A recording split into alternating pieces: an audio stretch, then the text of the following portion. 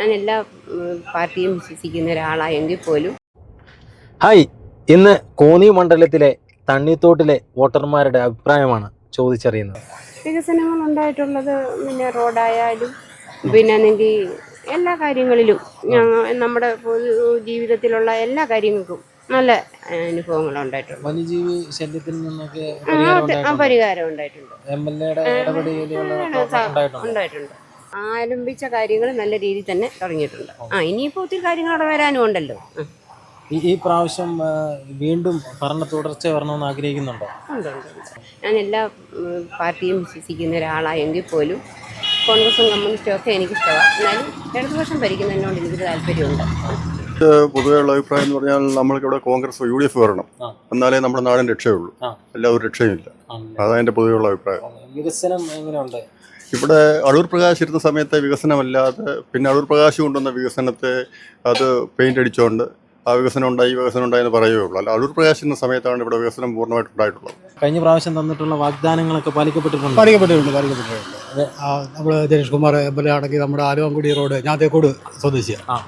വളരെ ദുർഘടമായാണ്. അതിപ്പോൾ എല്ലാം പുനരാരംഭിച്ച് അതിൻ്റെ എല്ലാം ഭംഗിയായിട്ട് ആ റോഡിൻ്റെ പണി പിന്നെ തുടക്കം തന്നെ കുറിച്ചിട്ടുണ്ട്.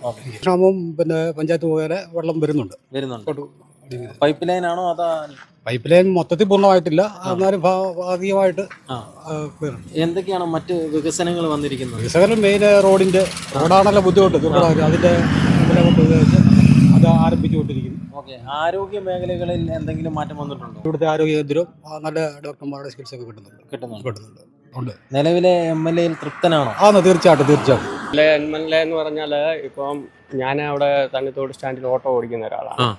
അപ്പം ഞങ്ങൾക്ക് ഇപ്പോൾ അവിടെ ഓട്ടോ പാർക്ക് ചെയ്യാനുള്ള സ്ഥല സൗകര്യം വളരെ പരിമിതമാണ്. അവിടെ ഓടയൊന്നും ഇല്ലായിരുന്നു.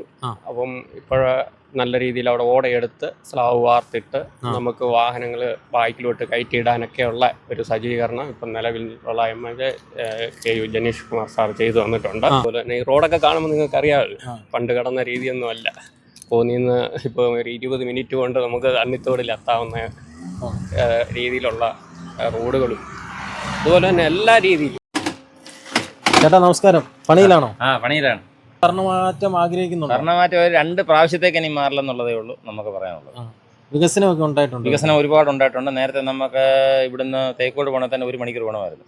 ഇപ്പോൾ നമുക്ക് ഈ മണ്ഡലം കംപ്ലീറ്റ് യാത്ര ചെയ്യണേലും 1 മണിക്കൂർ കൊണ്ട് കംപ്ലീറ്റ് നമുക്ക് മണ്ഡലം യാത്ര ചെയ്യാൻ പറ്റും.